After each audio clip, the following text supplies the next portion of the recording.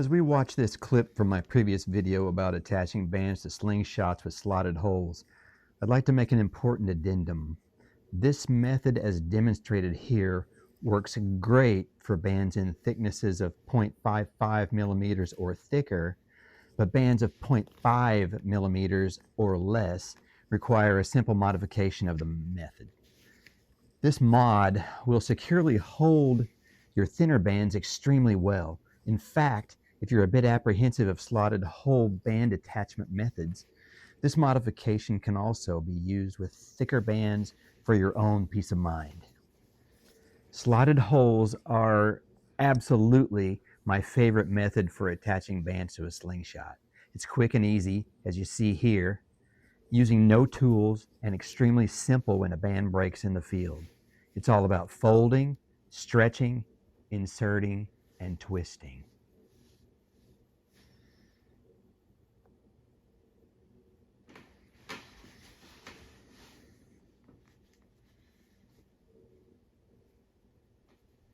Folding.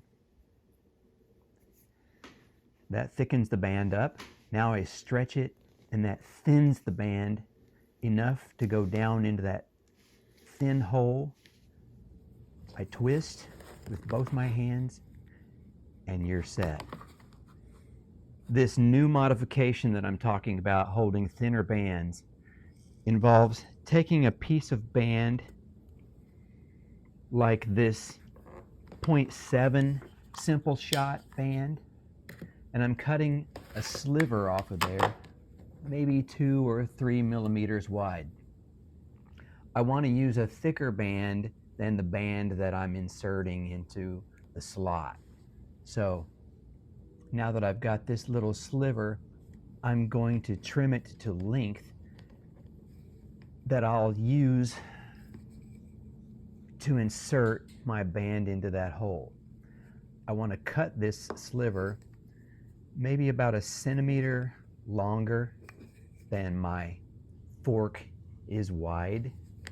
So if you've got a 22 millimeter fork width, then clip it off around 30 or 32. I just want to have a little bit of extra. So we're going to clip 2 of those, 1 for each fork.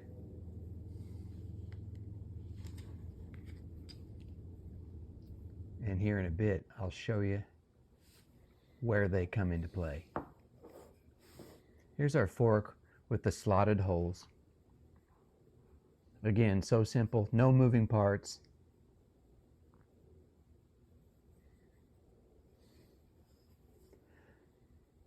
I'll show a video of how I make those slotted holes as well in the future when I do some videos on building slingshots. Here's our band. It's 0.5 millimeter. Both of these are. That's 0.5 precise bands. Here we go. We're going to put the cyan band in here. There's our holes. I like to pinch the slingshot itself between my knees. That holds it steady.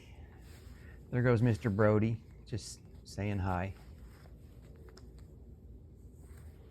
He's got to be in the thick of everything. So I'm going to orient my band as usual. That's the way I want it to lay. I want the V up at the pouch, and I want that tab to the outside.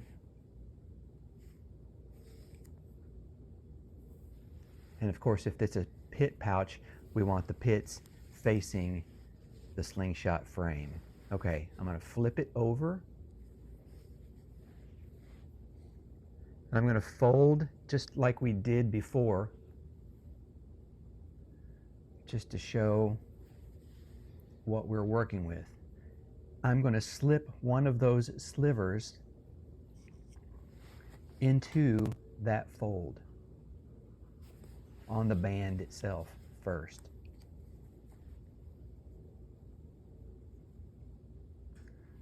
Lay it there. Give it a 1/16 or so to the end, but even it out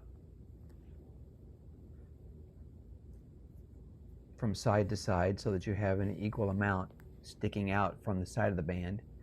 I'm going to wrap that around that sliver, pull it tight down in the slot, and roll as usual. And I kind of line it up as I still have it stretched out there. But this is what we got, kind of a pig in the blanket. But that is in there secure.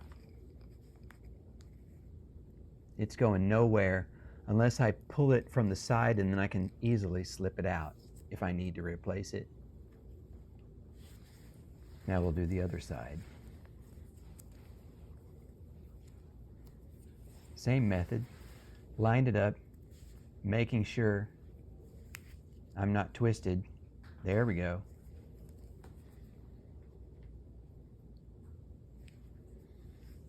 Get my sliver of 0.7, simple shot, black.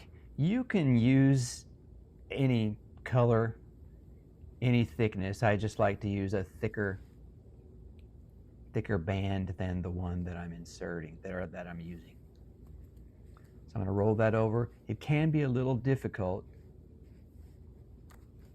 so you kind of have to practice a little bit. You can see it's kind of tedious, but with practice you can have it down. Stretch, insert, twist, lined it up, and we're done. Now we just need to test it. I'm setting it by pulling it away from my face. Now I'm going to pull it so that it's not going to slap me in the face if anything should go wrong. But you can see that's in there securely. We're good to go. The ends sticking out from your forks doesn't impede your shot in any way, but you can trim those black slivers off if you like. I kind of like the way they look though too. It doesn't bother me. So this is how it's done. That's going to be in there securely, and you can have absolute peace of mind that that's not going to fly out of that slot and hit you in the face. I hope this at least helped to intrigue you about trying a slingshot that uses this method. Probably 90% of the slingshots I build incorporate slotted holes, so I'm a bit of a cheerleader for them. If you enjoyed this video or learned anything from it, drop me a like down below and subscribe. I'd really appreciate it. We'll see you soon.